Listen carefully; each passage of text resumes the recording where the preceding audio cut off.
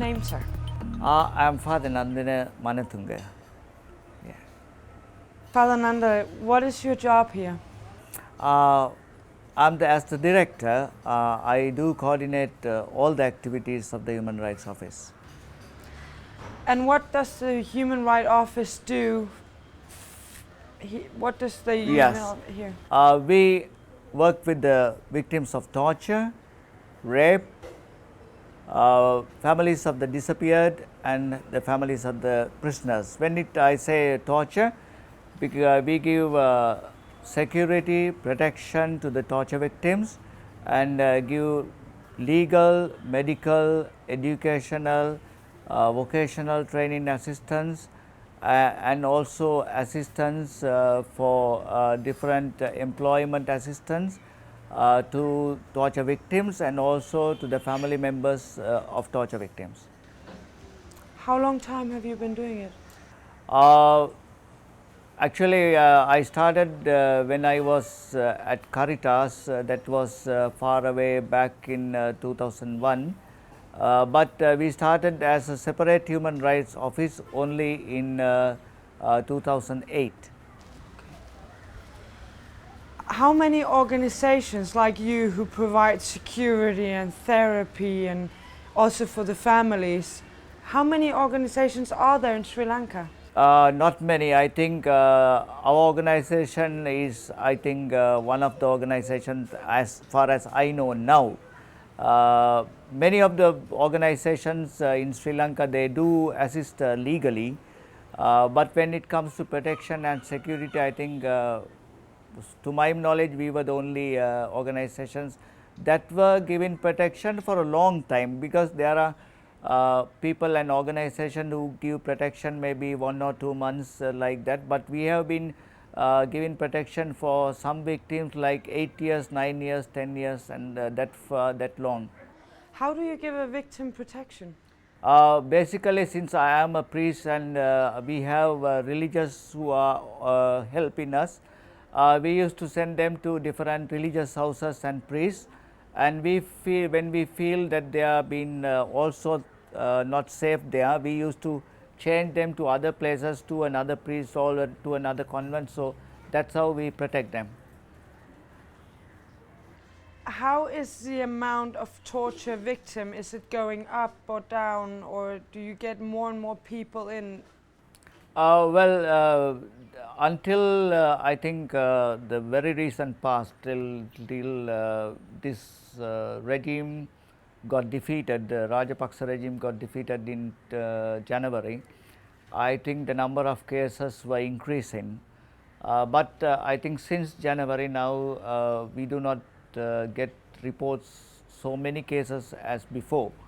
So we think that even the amount that we get now maybe even could be lesser when real Human Rights Commission and when the Police Commission is established, and when the government really or the judiciary, when they really started bringing these perpetrators before the law, I think even these numbers may go down. How do you think the future looks in Sri Lanka when it comes to torture? I think if actually if the government is not encouraging the police officers, or if they are not being given impunity, I think torture should decrease. The number of cases should come down, because during the past many years, like if I speak about the past 10 years, none of the torture perpetrators were brought before the justice. So government just allowed or give free license to the police to torture.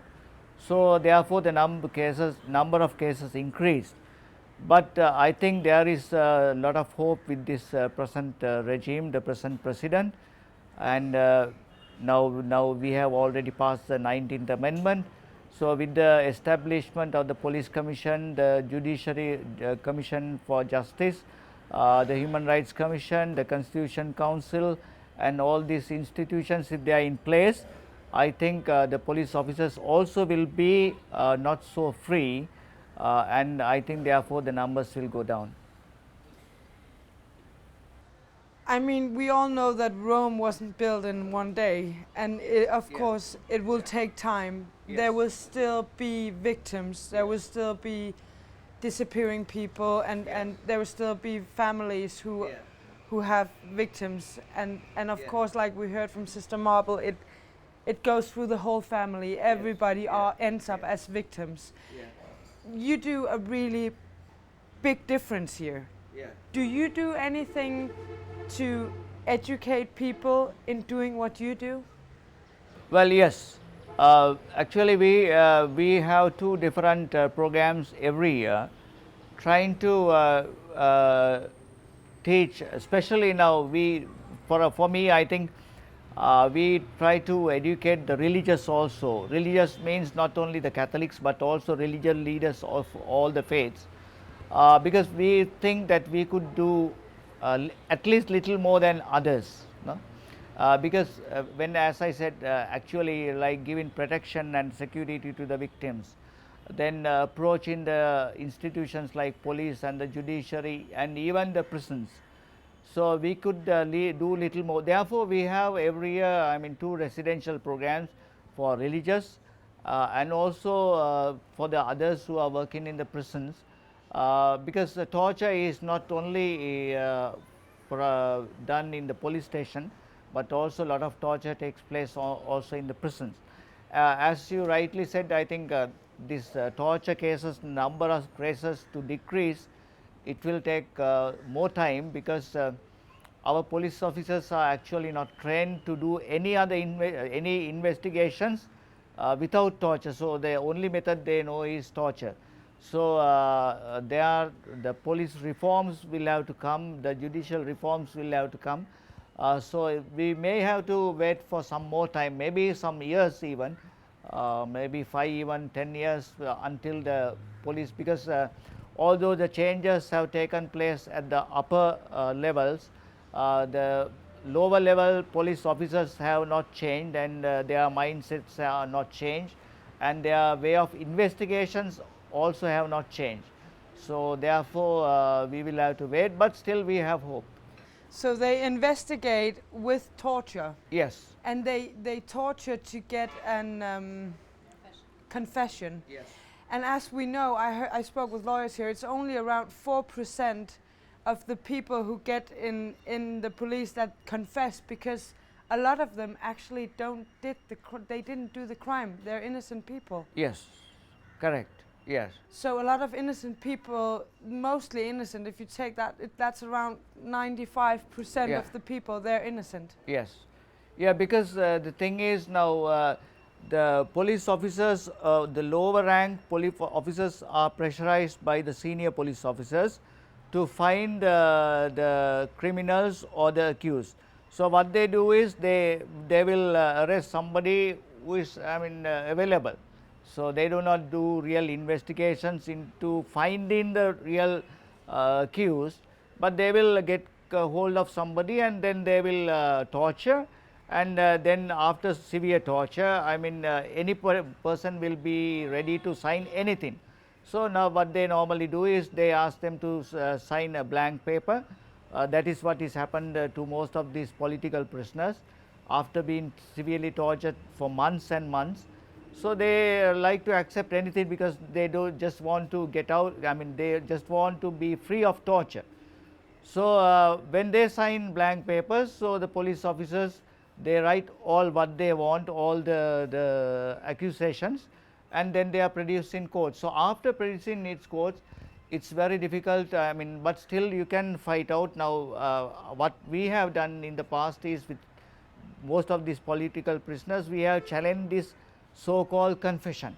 So that is the only place that we could get them released, because there are discrepancies and there are contradictions in the confession, because sometimes the confession made in one language and it is written in another language, like confession made in Tamil, written in Sinhalese and typed by another person. So, we find some loopholes with regard to the confession, and this is the only thing that we can get them released. So like us, you will for the rest of your life fight against torture? Yes, definitely. I mean, well, torture in Sri Lanka is taking place not only in the police stations, but as I said, in the prisons. But also now, since of late, we also find a lot of torture cases even in the schools, even in schools. Now we are also working on that. Actually, today there were some parents also present whose children were tortured by their school teachers, and severe torture where the children also were hospitalized. So, this torture is also we consider, I mean, although it is doesn't come under the Torture Act, I mean, where they are trying to get information, but it is also act of torture. My biggest wish is that 80% of all people in the world could be like you. What is your biggest wish?